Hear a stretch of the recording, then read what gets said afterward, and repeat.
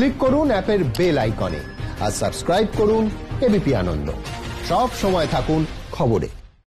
সরাসরি চলে যাব তৃণমূলের সাংবাদিক বৈঠকে, বক্তব্য রাখছেন কাকলি ঘোষ দস্তিদার।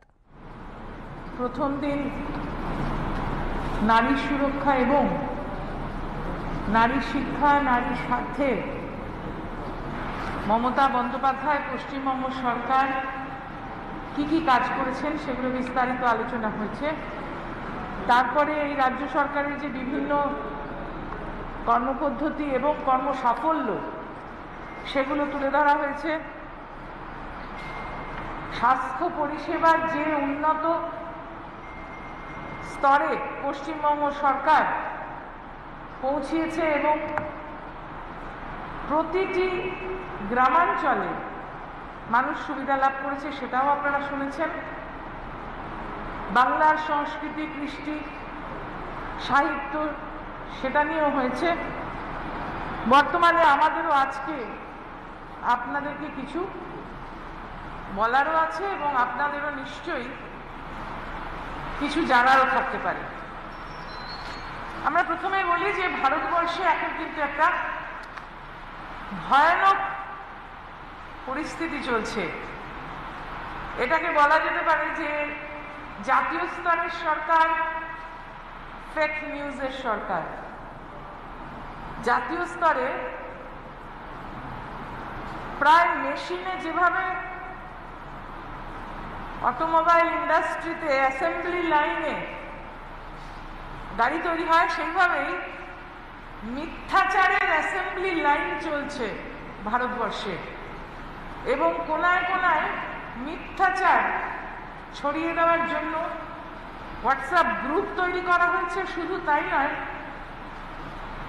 সেই মিথ্যাচারটা কিন্তু হোয়াইট লাই বলে ইংরেজিতে যে কথা আছে যে মানুষকে ক্ষতি করে না, তা নয়। এই মিথ্যাচারটা অসম্ভবভাবে ভারতবর্ষের সংবিধান, ভারতবর্ষের ধর্মনিরপেক্ষতা এবং ভারতবর্ষের যে আমাদের সংস্কৃতি তার উপরে আঘাত হানছে। আজকে ভারতবাসী ছিন্ন বিচ্ছিন্ন হয়ে যাচ্ছেন। কোথাও গণপিটুনি, কোথাও ধর্মের ভিত্তিতে ভাগাভাগি, কোথাও নারী নির্যাতন। ধরুন, যারা দলিত শ্রেণীর মানুষ তারা কিন্তু ভারতবর্ষে আজকে সুরক্ষিত নয় এবং দলিতদের উপরে যে আঘাত, এটা স্বাধীনতা উত্তর ভারতে আমরা কখনো এই জায়গায় পৌঁছতে দেখিনি। গতকালকে একটি ভাবনগরে, গুজরাটের ভাবনগরে একটি দলিত শ্রেণীর 22 বছরের যুবক, সে অটোরিকশা চালায়। সে চালাতে অস্বীকার করাতে উচ্চবর্ণের 5 জন মিলে তাকে পিটিয়ে এবং স্ট্যাব করে খুন করেছে। যেমন রোহিত ভেমুলা, যেমন হাথরাসের কৃষক কন্যা, ঠিক সেই রকমই এটাও উন্নয়নের মতনই দলিতের উপরে যে আঘাতটা আসছে, ভারতবর্ষে নিম্নবর্গের মানুষের উপরে যে মনোবাদী আঘাতটা আসছে, এটা অত্যন্ত নিন্দনীয়। যে নির্বাচনী প্রচারে দলিতের বাড়ি ভোজন আর জিতে গিয়ে দলিত নিধন, দলিত নিপীড়ন, দলিত ধর্ষণ, এটাকে আমরা খুব কড়া ভাষায় নিন্দা করছি। এছাড়াও ভারতবর্ষে যে এই ধরনের একটা পরিবেশ চলছে 2014 পর থেকে, এটা নিয়ে কিন্তু আমাদের আশ্চর্য হওয়ার কিছু নেই। কেননা যারা এখন ভারতবর্ষের সরকার পরিচালনা করছেন, তাদের পরিচালিত রাজ্যগুলিতে নারী সুরক্ষার তলানিতে, দলিত সুরক্ষার তলানিতে সংখ্যালঘু সব থেকে খারাপ আছে এই গত বছরে। এবং যদিও প্রত্যক্ষদর্শীদের বয়ান অনুযায়ী 2002 সালে 2500 সংখ্যালঘু মানুষ, তাদেরকে হত্যা করা হয়েছিল গুজরাটে, কিন্তু সরকারি পরিসংখ্যান বলছিল যে 800-র মতন। সে ঘটনার কিন্তু প্রকৃত তথ্য এখনো হলো না উদ্ঘাটিত, শাস্তি কত পেয়েছে জানা নেই। এবং সেই সময় থেকেই স্নুপ গেট অর্থাৎ টেলিফোন, কোন মহিলা কোথায় যাচ্ছে, কেন যাচ্ছে, কার তাকে ভাল লাগলো, তার পিছনে লোক লাগানো, কোন পুলিশ কথা শুনলো না তাকে জেলে ঢোকানো, এসব কিন্তু এরা সিদ্ধহস্ত।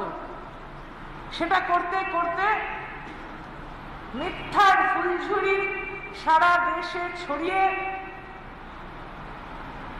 সরকারে থাকাকালীনও মিথ্যা কথা বলে আজকে দেশটাকে ছিন্ন ভিন্ন করে দিয়েছেন। এবং যদি পৃথিবীর অন্যান্য দেশগুলো নিয়ে তুলনামূলকভাবে একটা এই স্বাস্থ্যের পরিষেবা, এই যে করোনা অসুখটা আসলো দুর্ভাগ্যজনকভাবে সারা পৃথিবীতে, তার প্রতি স্বাস্থ্য দপ্তরের, ভারতীয় সরকারের কেন্দ্রীয় স্বাস্থ্য দপ্তরের তার প্রতি যে রিয়াকশন, সেটা যদি আপনারা দেখেন, জানুয়ারি মাসে সংসদ ভবনে বলা হয়েছিল যে বিরোধী পক্ষ থেকে আমরা উঠে দাঁড়িয়ে যে এটা একটা মারাত্মক সংক্রামক ব্যাধি, বিদেশ থেকে এরোপ্লেনগুলো যে আসছে তাতে করে অসুখটা আসতে পারে, তাই আপনারা একটা কিছু ব্যবস্থা নিন। সংসদ ভবনের ভিতরে সেটাকে নস্যাৎ করে দিয়ে আমাদের বলা হলো যে স্কুল বাচ্চোं की तरह हरकतें मत कीजिए, बैठ जाइए, মানে স্কুল বাচ্চার মতন বায়না করো না, বসে যাও। আর তার ফলস্বরূপ আজকে 9 লক্ষর মতন ভারতবাসীকে আমরা হারিয়েছি। আর যেদিনকে জিনিসটা হাতের বাইরে চলে গেল, তখন 4 ঘন্টার নোটিশে একটা লকডাউন হলো এবং কেন্দ্রীয় সরকার বলছে তাদের হাতে কোনো তথ্য নেই যে কত মানুষ ভারতবর্ষে দিনমজুরি করে খেটে খায়, খেটে খাওয়া গরিব মানুষদের তথ্য ভারত সরকারের কাছে নেই। আবার আমরা পরে জানতে পারলাম যে এই লকডাউনের ফলে কিন্তু হাজারখানেক দিনমজুর মারা গেছেন। আমরা আরটিআই থেকে জানতে পারলাম যে এই শ্রমিক ট্রেনে প্রায় 80 জন মারা গেছেন, যে তথ্য রেল আমাদের আগে দেয়নি।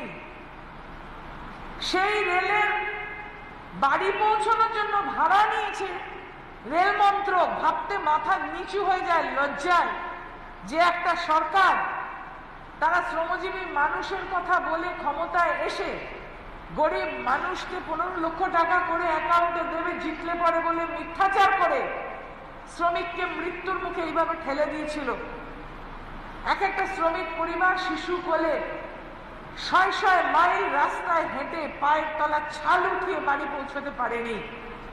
একমাত্র পশ্চিমবঙ্গ সরকার, মানবিক মুখ্যমন্ত্রী মমতা বন্দ্যোপাধ্যায়ের নেতৃত্বাধীন সরকার এই শ্রমজীবী মানুষদেরকে রেলের ভাড়া সরকারি তরফ থেকে চুকিয়ে দিয়ে তাদের অ্যাকাউন্টে স্নেহের পরশের মতন প্রকল্পের মাধ্যমে হাতে অর্থ যোগান দিয়ে বাড়ি নিয়ে এসছে। সুতরাং যে সরকার শ্রমিকের খবর রাখে না, যে সরকারের শাসনকালে নারী নিগ্রহ অনেক গুণ বেড়ে যায়, দলিত নিগ্রহ অনেক গুণ বেড়ে যায়, সংখ্যালঘু হত্যা অনেক গুণ বেড়ে যায়, সেই সরকার ক্ষমতায় টিকে থাকতে মিথ্যাচার করবে, এতে আমাদের আশ্চর্য হওয়ার কিছু নেই। কিন্তু তাদের শাসনকালে সর্বস্তরে ভারতবর্ষের সব রকম যে উৎকর্ষ তলানিতে এসে ঠেকেছে। এবং এই প্রথম কোয়ার্টারে, এই বছরের প্রথম কোয়ার্টারে ইকোনমিক গ্রোথ, অর্থনৈতিক যে আমাদের অবস্থান 23.9% পড়ে গিয়েছে। অর্থনীতিতে পিছিয়ে যাচ্ছে, নারী সুরক্ষায় পিছিয়ে যাচ্ছে, দলিত নিধনে বিশ্বে প্রথম, সংখ্যালঘু অত্যাচারে বিশ্বে প্রথম, খাদ্য যারা তৈরি করে আমাদের মুখে তুলে দেয়। 2022-এর মধ্যে সেই কৃষিজীবী মানুষের রোজগার নাকি বৃদ্ধি পাবে, এরকম কথা আমরা শুনেছিলাম। আজকে যে হারে বৃদ্ধি পাচ্ছে কৃষকের রোজগার, 2028-এও সেটা বৃদ্ধি পাবে না। কিন্তু পশ্চিমবঙ্গ সরকার, মাননীয় মুখ্যমন্ত্রী মমতা বন্দ্যোপাধ্যায়ের যে পরিকল্পনা, তিনি কৃষি জমির খাজনা মকুব করেছেন, কৃষকের পাশে দাঁড়িয়ে তাদেরকে বীজ দিচ্ছেন, স্ট্রেট অ্যাওয়ে চেক পেমেন্ট করে বিডিও অফিস থেকে তাদের উৎপাদিত ফসল কিনে নিচ্ছেন। কেন্দ্রীয় সরকারই কিন্তু সেটাকে প্রশংসা করছেন। কৃষি কর্ম পুরস্কার একের পর এক পাচ্ছে পশ্চিম সরকার, এবং তার ফলে মমতা বন্দ্যোপাধ্যায় ক্ষমতায় আসার সময় যেখানে কৃষকের পারিবারিক রোজগার বাৎসরিক ছিল 90,000 টাকা, এখন হয়েছে 2,97,000 টাকা, অর্থাৎ আমরা কিন্তু 3 গুণ করে দিয়েছি।